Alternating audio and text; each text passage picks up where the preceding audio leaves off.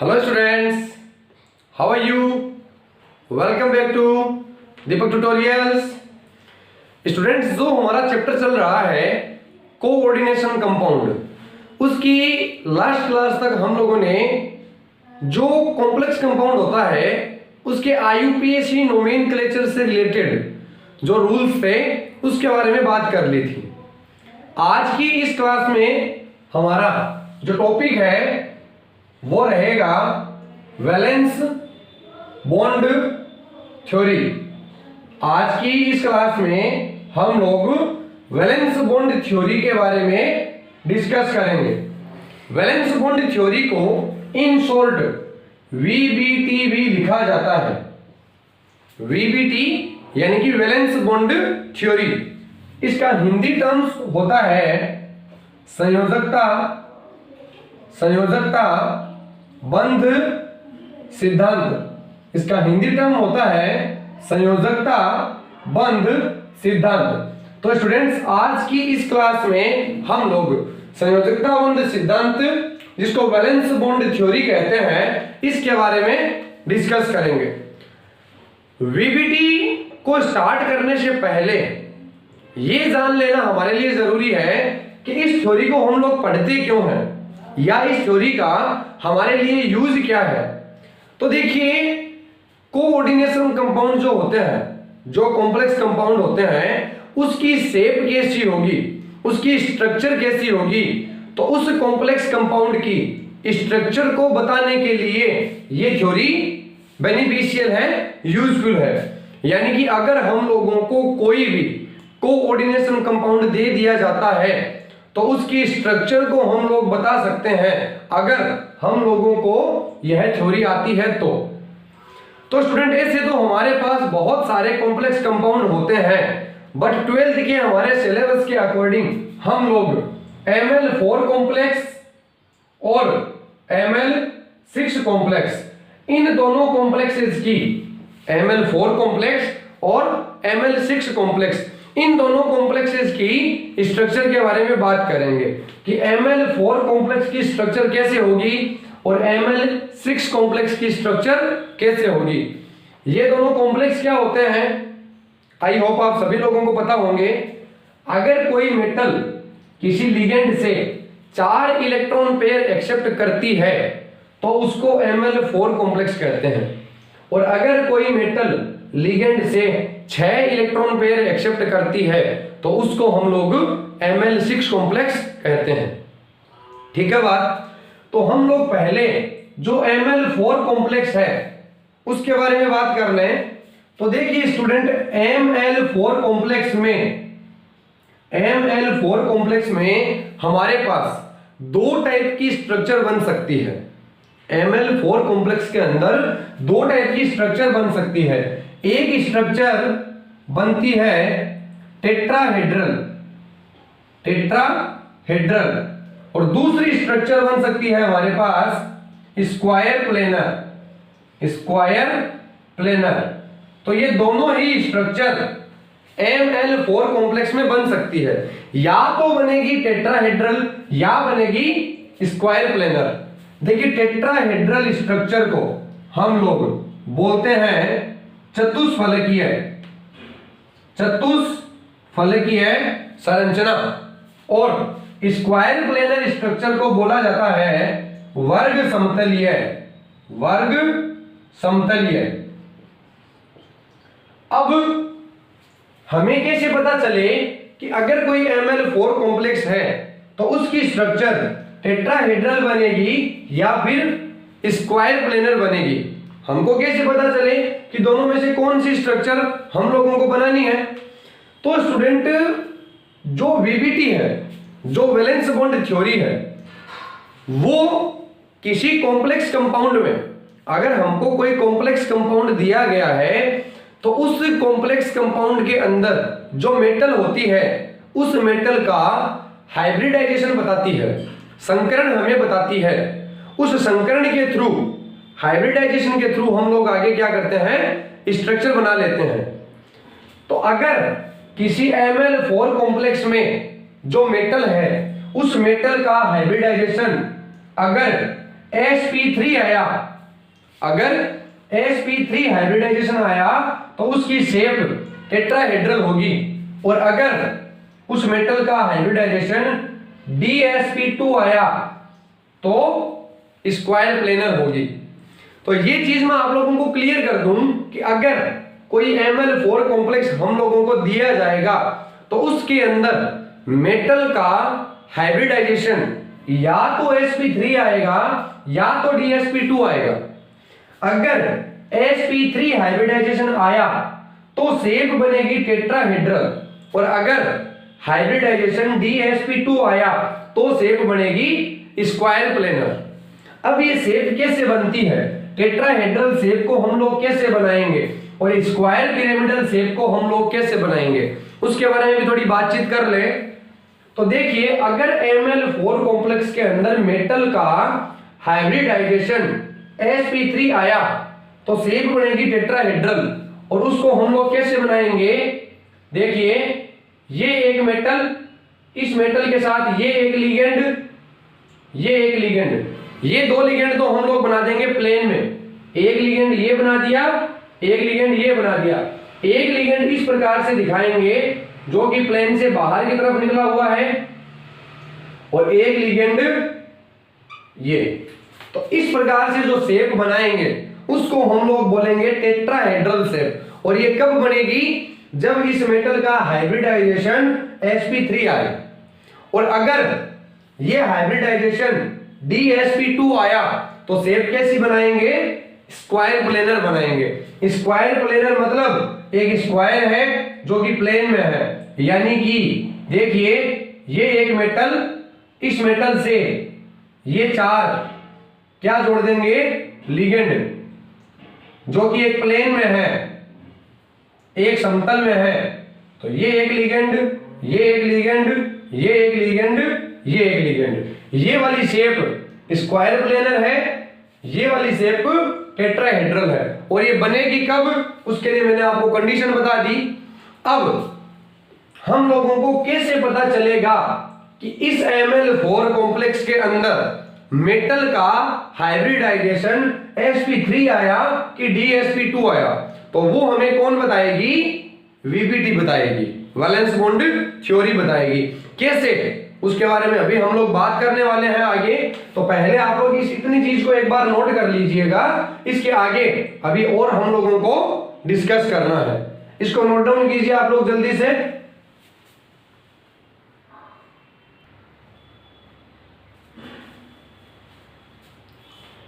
तो स्टूडेंट्स, जो हमारी थ्योरी है वैलेंस बॉन्ड थ्योरी, उस थ्योरी के बहुत सारे पोस्टुलेट्स हैं, बहुत सारी अभिग्रहितियां हैं।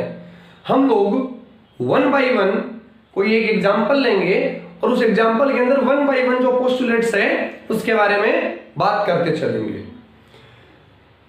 एग्जांपल लेकर के उसको सोल्व करने से पहले एक छोटी सी चीज और है जिसको हम लोग अभी देखेंगे वीबीटी थ्योरी स्टार्ट करने से पहले। वो ये है कि हमारे पास लिगेंड होता है किसी भी कॉम्प्लेक्स कंपाउंड के अंदर। लिगेंड क्या होता है, जो मेटल को इलेक्ट्रॉन पेयर डोनेट करे उसको हम लोग लिगेंड बोलते हैं। अब ये लिगेंड दो प्रकार से हो सकते हैं। एक हो सकता है वीक लिगेंड यानी कि दुर्बल लिगेंड, और एक हो सकता है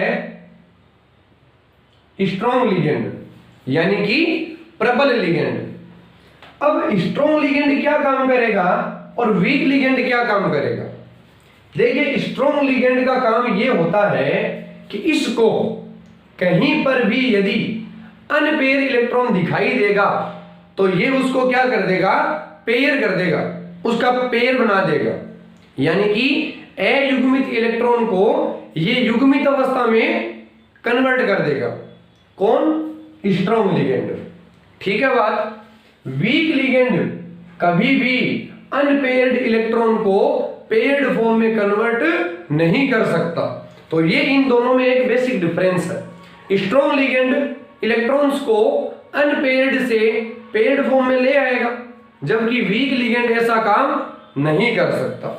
अब कौन से लिगेंड स्ट्रॉन्ग होते हैं और कौन से लिगेंड वीक होते हैं, इसके बारे में आपको मैं थोड़ा सा एग्जांपल देकर के बता दूं। तो देखिए स्ट्रॉन्ग लिगेंड के अंदर NH3 लिगेंड जो है वो स्ट्रॉन्ग है, एमीन। CO कार्बोनिल जो है वो स्ट्रॉन्ग लिगेंड है। इसके अलावा cyano Cn minus strong ligand है। इसके अलावा EDTA -4 स्ट्रॉन्ग लिगेंड है। इसके अलावा H minus hydro strong ligand है और EN ethylene diamine strong ligand है। तो ये कुछ एक लिगेंड है जो स्ट्रॉन्ग है। वीक लिगेंड कौन से हैं? तो देखिए H2O एक्वा एक वीक लिगेंड है। इसके अलावा F माइनस फ्लोरो एक वीक लिगेंड है। Cl माइनस क्लोरो एक वीक लिगेंड है। ब्रोमो एक वीक लिगेंड है। आयोडो एक वीक लिगेंड है। तो ये कुछ एक मैंने आपको स्ट्रॉन्ग लिगेंड और वीक लिगेंड बता दिए, आप लोग इसको नोट कर लीजिए। इसके बाद अभी हम लोग एक एग्जांपल लेते हैं ML4 कॉम्प्लेक्स का और VBT थ्योरी के अकॉर्डिंग उसको सोल्व करते हैं कि किस प्रकार से हमको उसकी शेप जो है वो पता चलती है। ठीक है बात, इसको आप लोग एक बार नोट कर लीजिए जल्दी से।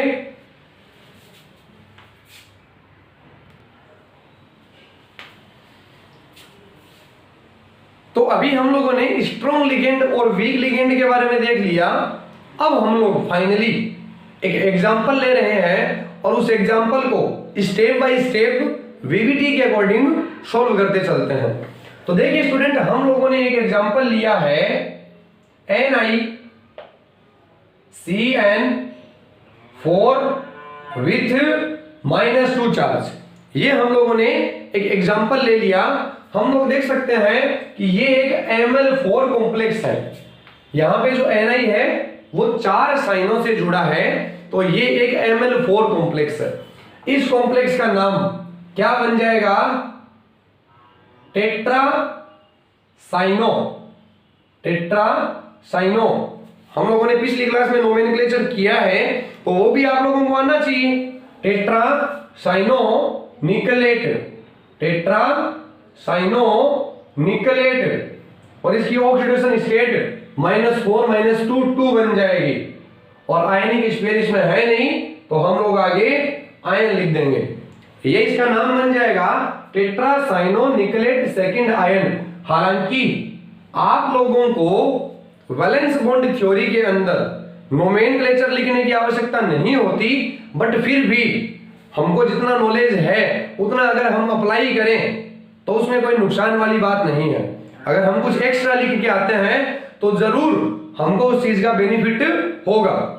अब देखिए, हमको अगर पूछ लिया जाए कि भाई इस कंपाउंड की शेप कैसी होगी, इस कंपाउंड की स्ट्रक्चर कैसी बनेगी, तो हम लोग सबसे पहले इस कंपाउंड के अंदर इस मेटल का हाइब्रिडाइजेशन क्या है वो निकालेंगे।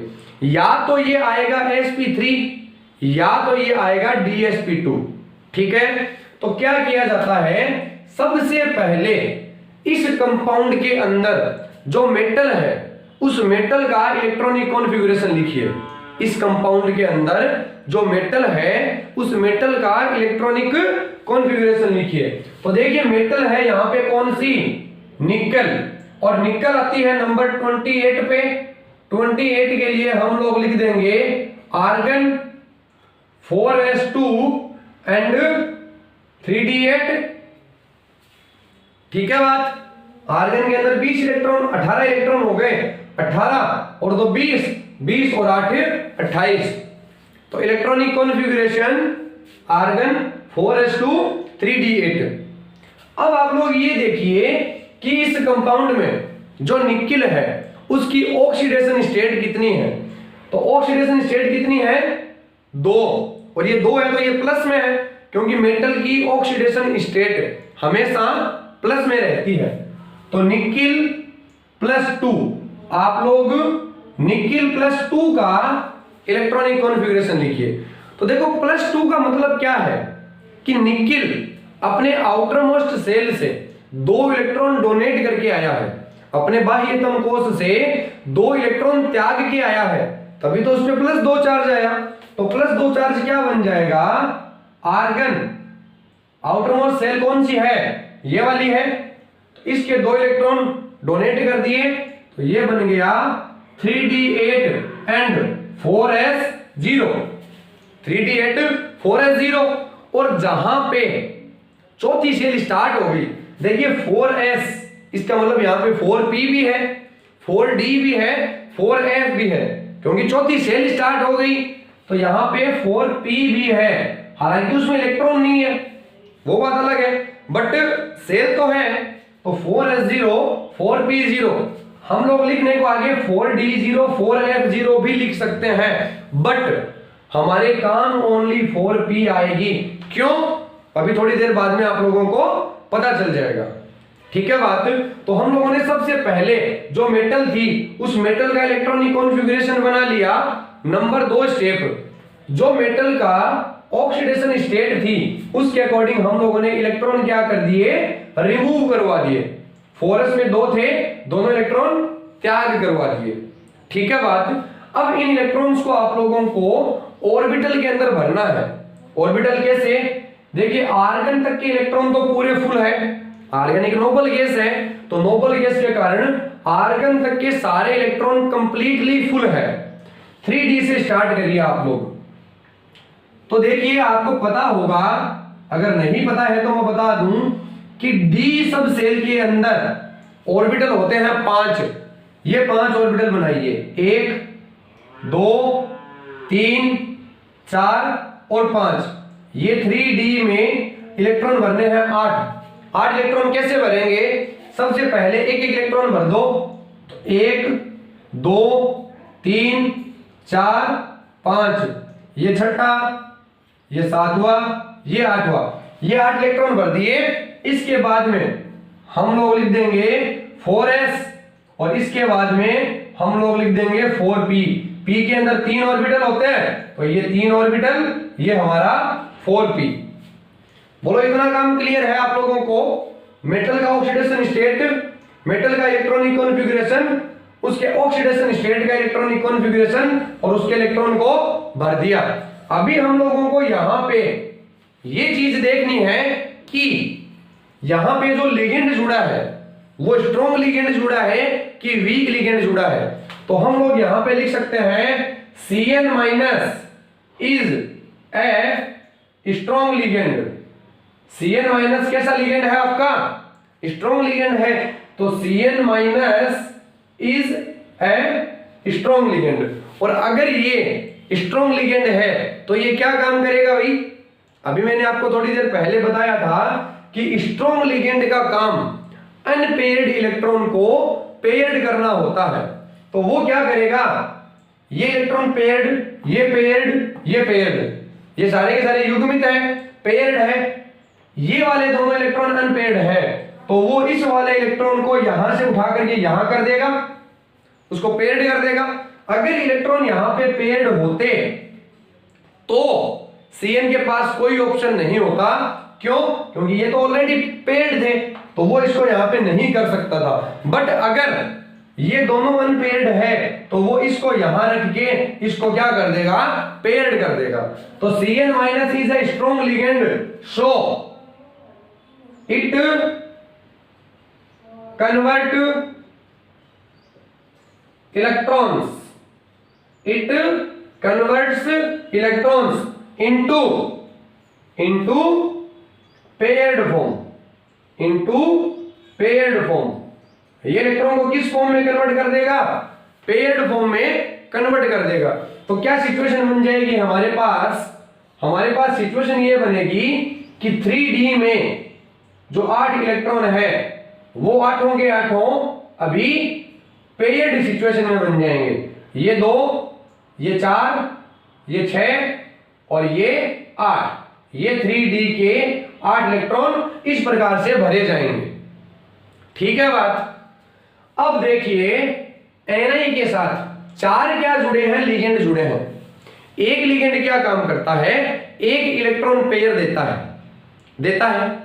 तो 4 लिगेंड क्या काम करेंगे, 4 इलेक्ट्रॉन पेयर देंगे। लेकिन इसके लिए शर्त ये होती है कि मेटल जितने इलेक्ट्रॉन पेयर ले रही है लिगेंड से उतने उसके पास खाली ऑर्बिटल होने चाहिए। किसके पास, मेटल के पास। तो मेटल अगर 4 इलेक्ट्रॉन पेयर ले रही है तो उसके पास 4 खाली ऑर्बिटल होने चाहिए। अभी तो उसके पास खाली ऑर्बिटल ओनली एक ही है, तो 4 कहां से आएंगे। तो 3d के बाद बताओ क्या आता है, 4s आता है। तो ये मैंने लिख लिया 4s, और 4s के बाद क्या आता है, 4p आता है। तो ये मैंने लिख लिया 4p। अब हम लोग देख सकते हैं कि 4 ऑर्बिटल मेटल के पास खाली हो गए, 1 2 3 4, ये 4 ऑर्बिटल हो गए खाली।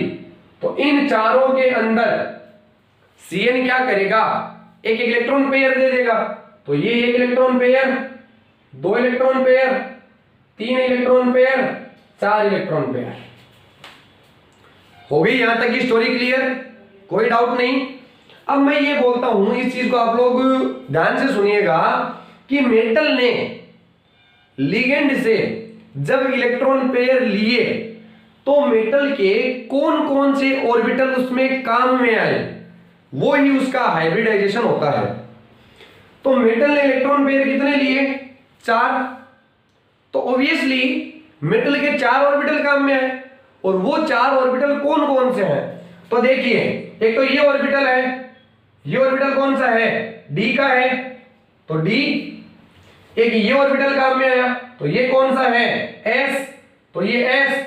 2 ये काम में आए, तो ये दोनों किसके हैं, पी के, तो पी के 2। तो ये हाइब्रिडाइजेशन कौन सा बन गया, DsP2 हाइब्रिडाइजेशन बन गया। और अगर DsP2 हाइब्रिडाइजेशन बन गया तो इस कंपाउंड की जो शेप होगी वो कैसी होगी, स्क्वायर प्लेनर। इस कंपाउंड की शेप स्क्वायर प्लेनर होगी, और हम लोग स्क्वायर प्लेनर शेप बना देंगे।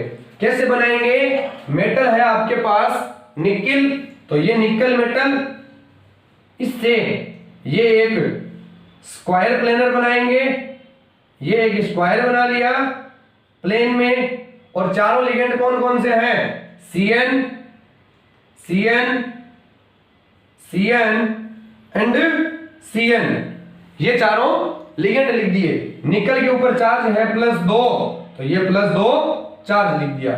तो इस प्रकार से किसी भी कॉम्प्लेक्स कंपाउंड की जो स्ट्रक्चर होती है, जो शेप होती है, उसको हम लोग वीबीटी के थ्रू क्या कर सकते हैं, पता कर सकते हैं। जैसे इस कंपाउंड के अंदर हाइब्रिडाइजेशन आया DsP2, तो इसकी शेप बन गई स्क्वायर प्लेनर। अगर यहां पे हाइब्रिडाइजेशन sp3 आता तो इसकी शेप बन जाती टेट्राहेड्रल। तो इस एग्जांपल को आप लोग नोट कर लीजिए।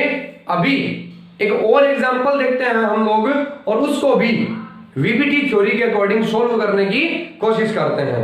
तो इसको नोट कीजिए आप लोग एक बार।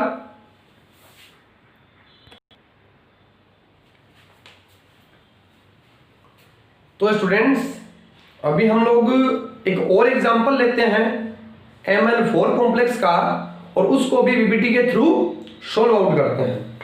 तो देखिए, इस बार जो मैं एग्जांपल ले रहा हूं वो मैंने लिया Ni, Cn की जगह मैं लगा दूं Cl4 -2। लास्ट एग्जांपल में और इस एग्जांपल में क्या डिफरेंस है, वहां पर साइनो लिगेंड लगा हुआ था और यहां पर क्लोरो लिगेंड लगा हुआ है। अगर हम लोग वीबीटी के थ्रू बात करें तो लास्ट केस में स्ट्रॉन्ग लिगेंड था और इस केस में वीक लिगेंड है। ठीक है, जब सोल्व आउट करेंगे सबसे पहले हम लोग इस कॉम्प्लेक्स कंपाउंड का नाम लिख लें। इस कॉम्प्लेक्स कंपाउंड का नाम क्या बन जाएगा, टेट्रा क्लोरो। लास्ट केस में था टेट्रासाइनो, यहां पे होगा टेट्रा क्लोरो। तो tetra chloro निकलेट, tetra chloro निकलेट, oxidation state second, और लास्ट में आयन। तो ये इसका नाम बनेगा टेट्रा क्लोरो निकलेट सेकंड आयन। अब हम लोग क्या करते हैं, सबसे पहला स्टेप इस कॉम्प्लेक्स कंपाउंड के अंदर मेटल कौन सी है उसका इलेक्ट्रॉनिक कॉन्फ़िगरेशन लिखिए। तो देखिए मेटल है यहाँ पे Na, तो ये Na आती है नंबर 28 पे, तो इसका इलेक्ट्रॉनिक कॉन्फ़िगरेशन बनेगा आर्गन 4s2 3d8। क्लियर है बात। अब देखिए स्टेप नंबर 2 क्या होता है, जो मेटल है उसका ऑक्सीडेशन स्टेट कितना है उसके अकॉर्डिंग इलेक्ट्रॉन को डोनेट करवा दीजिए। तो यहां पे निकल का ऑक्सीडेशन स्टेट है +2, और +2 का मतलब आउटर मोस्ट से 2 इलेक्ट्रॉन डोनेट होंगे। आउटर मोस्ट सेल कौन सी है 4s, यहां से 2 इलेक्ट्रॉन डोनेट करवा दो। तो argon 3d8 and 4s0। 4s0 से हमारा काम नहीं चलने वाला, हमको आगे और ऑर्बिटल खाली रखने पड़ेंगे। तो 4s0 के आगे हम क्या लिख देंगे 4p0। क्लियर है बात। अब इन इलेक्ट्रॉन्स को ऑर्बिटल्स में भरिए। तो भरने का क्रम क्या है देखिए आप लोग, हम लोग ये 3d के 8 इलेक्ट्रॉन भरेंगे। सबसे पहले 5 ऑर्बिटल बना लेंगे, ये 5 ऑर्बिटल 3d8, तो ये 2, ये 4, ये 6, ये 7 और ये 8 इलेक्ट्रॉन भरने का क्रम। सबसे पहले सब ऑर्बिटल्स के अंदर एक इलेक्ट्रॉन दीजिए, बचे हुए इलेक्ट्रॉन्स को पेयर्ड करवाइए। तो ये 8 इलेक्ट्रॉन। इसके बाद में हम लोग लिखेंगे 4s विथ 0 इलेक्ट्रॉन, और उसके बाद में हम लोग लिखेंगे 4p, और उसके अंदर भी इलेक्ट्रॉन कितने कर देंगे 0। ये बात क्लियर। अब हम लोग आगे ये देखते हैं कि जो लिगेंड जुड़ा हुआ है वो कौन सा है, वो स्ट्रॉन्ग लिगेंड है कि वीक लिगेंड है। अभी लिगेंड जुड़ा है Cl, तो Cl minus is a week ligand. ये कैसा लिगेंड है, ये वीक लिगेंड है। अगर ये वीक लिगेंड है तो it can not paired electron, या it can not convert electrons into paired form. ठीक है, तो ये बात हम लोग यहां पे लिख सकते हैं कि it can not convert electron, it can not convert electrons into paired form. ये इलेक्ट्रॉन्स को पेयर्ड फॉर्म में कन्वर्ट नहीं कर सकता। तो ये इलेक्ट्रॉन्स जो अनपेयर्ड थे वो ऐसे के ऐसे पड़े रहेंगे। तो हम लोग 3d के 8 इलेक्ट्रॉन को कैसे दिखा देंगे, 3d के 8 इलेक्ट्रॉन को दिखाने का तरीका 1 2 3 4 और 5। 3d के 8 इलेक्ट्रॉन देखिए 1 2 3 4 5 6 7 और 8। अब आप लोग देख सकते हैं यहां पे जो भी खेल है वो सारा खेल लिगेंड का है। अगर यहां पे स्ट्रॉन्ग लिगेंड होता तो वो इसको यहां से यहां ले आता, और अगर लिगेंड वीक है तो ये इलेक्ट्रॉन यहां के यहीं पर पड़े रहेंगे। अब हम लोगों को क्या चाहिए, 4 खाली ऑर्बिटल चाहिए। क्यों, क्योंकि 4 लिगेंड जुड़े हैं। एक लिगेंड 1 इलेक्ट्रॉन पेयर देगा तो 4 लिगेंड 4 इलेक्ट्रॉन पेयर देंगे, और उसके लिए मेटल में 4 इलेक्ट्रॉन पेयर खाली चाहिए। तो वो हम कहां से लाएंगे, पड़े हैं हमारे पास ये 4s, और 4s के बाद ये हमारा बन जाएगा 4p। 4 इलेक्ट्रॉन पेयर खाली लेने के लिए 4 ऑर्बिटल खाली चाहिए। ये 4 ऑर्बिटल खाली पड़े हैं, 1 इलेक्ट्रॉन पेयर, दूसरा इलेक्ट्रॉन पेयर, तीसरा इलेक्ट्रॉन पेयर, चौथा इलेक्ट्रॉन पेयर। तो ये 4 इलेक्ट्रॉन पेयर ले लिए। इन 4 इलेक्ट्रॉन पेयर को लेने के लिए मेटल के कौन कौन से ऑर्बिटल काम में आए, तो पहला ऑर्बिटल ये कौन सा s, 3 ऑर्बिटल ये किसके p के, तो sp3। और अगर हाइब्रिडाइजेशन sp3 आया तो कौन सी शेप बनेगी, टेट्राहेड्रल। तो शेप बन जाएगी कॉम्प्लेक्स की टेट्राहेड्रल। अब आप लोग देख सकते हैं कि अगर यहां पर लिगेंड स्ट्रॉन्ग होता तो वो इस इलेक्ट्रॉन को यहां से यहां ले आता, तो ये वाला ऑर्बिटल खाली होता, अगर ये वाला ऑर्बिटल खाली होता तो हाइब्रिडाइजेशन DsP2 बनता। अगर DsP2 बनता तो शेप आती कैसी? Square planar. अभी शेप कैसी आएगी? टेट्राहेड्रल। और टेट्राहेड्रल शेप को हम लोग बनाएंगे कैसे? तो देखिए टेट्राहेड्रल शेप को बनाने का तरीका यहां पे बना के बता दे रहा हूं मैं। मेटल कौन सी है? Na। तो ये Na मेटल, यहां से ये Cl, ये Cl, एक Cl इस प्रकार से प्लेन के बाहर की तरफ और एक Cl इस प्रकार से प्लेन के अंदर। इसको पूरे को बॉक्स में बंद करके निकेल का चार्ज +2 ये चार्ज दिखा देंगे। तो ये शेप बन गई। कैसी शेप बनी? टेट्राहेड्रल। तो इस प्रकार से हम लोगों को अगर कोई भी कॉम्प्लेक्स कंपाउंड दे दिया जाए तो हाइब्रिडाइजेशन निकाल करके हम लोग उसकी शेप पता लगा सकते हैं। हम लोगों के 12th के सिलेबस के अकॉर्डिंग एक तो आता है Ml4 कॉम्प्लेक्स और एक आता है Ml6 कॉम्प्लेक्स। Ml4 के अंदर हम लोगों ने बात कर ली, हाइब्रिडाइजेशन आ सकते हैं दो प्रकार के, या तो sp3 या तो DsP2। अगर DsP2 आएगा तो शेप बनेगी स्क्वायर प्लेनर, अगर sp3 आएगा तो शेप बनेगी टेट्राहेड्रल। दोनों के हम लोगों ने एग्जांपल देख लिए। इतनी चीज को एक बार आप लोग नोट करिए जल्दी से, कुछ और डिस्कस हम लोग इसी के अंदर करते हैं। इसको एक बार जल्दी से नोट डाउन कर लीजिए आप लोग।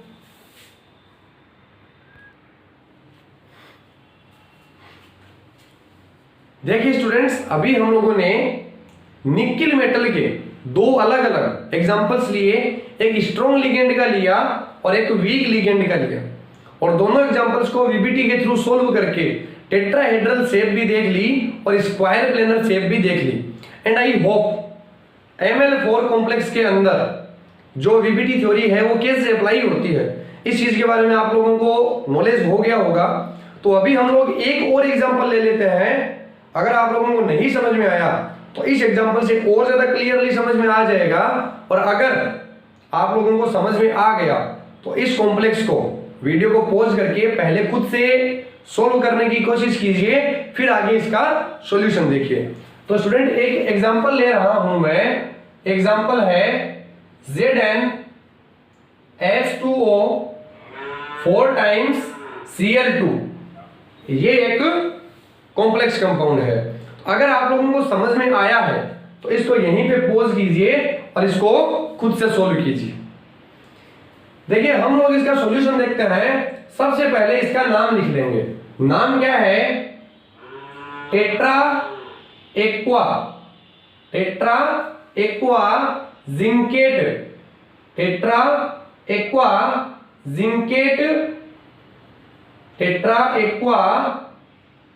जिंकेट सेकंड, और आगे क्लोराइड। स्टूडेंट ये नाम बनेगा इसका tetra aqua zincate second chloride. अब स्टेप बाय स्टेप हम लोग काम करते हैं। देखिए मेटल है इसके अंदर जिंक, तो जिंक मेटल का नंबर होता है 30। 30 नंबर के लिए argon 3d10 4s2 electronic configuration आ जाएगा। अब हम लोग क्या करेंगे, इस कॉम्प्लेक्स में इसकी ऑक्सीडेशन स्टेट है 2। 2 का मतलब जिंक क्या करेगा? 2 इलेक्ट्रॉन डोनेट करेगा। कहां से? 4s से। तो ये बन गया आर्गन 3d10 4s0, और साथ में 4p0 भी लिख देंगे हम लोग। इन इलेक्ट्रॉन्स को भरेंगे ऑर्बिटल्स में। तो ऑर्बिटल्स में भरने के लिए d के 5 ऑर्बिटल, पांचों ऑर्बिटल बना लीजिए।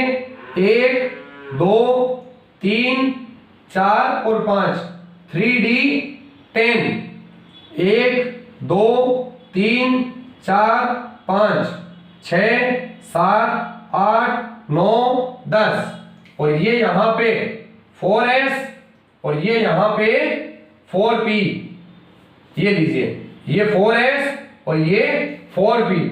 अब देखिए स्टूडेंट, कई बार हमारे सामने इस प्रकार की कंडीशन आती है कि जो डी सेल है वो पूरी फुल है, जो डी सब शेल है पूरी भरी गई है। तो यहाँ पे लिगेंड चाहे जो भी है, अगर वीक लिगेंड है तो भी कोई फर्क नहीं पड़ने वाला, अगर स्ट्रॉन्ग लिगेंड है तो भी कोई फर्क नहीं पड़ने वाला। क्यों? क्योंकि स्ट्रॉन्ग लिगेंड करता क्या है, इलेक्ट्रॉन की पेयरिंग ही तो करता है।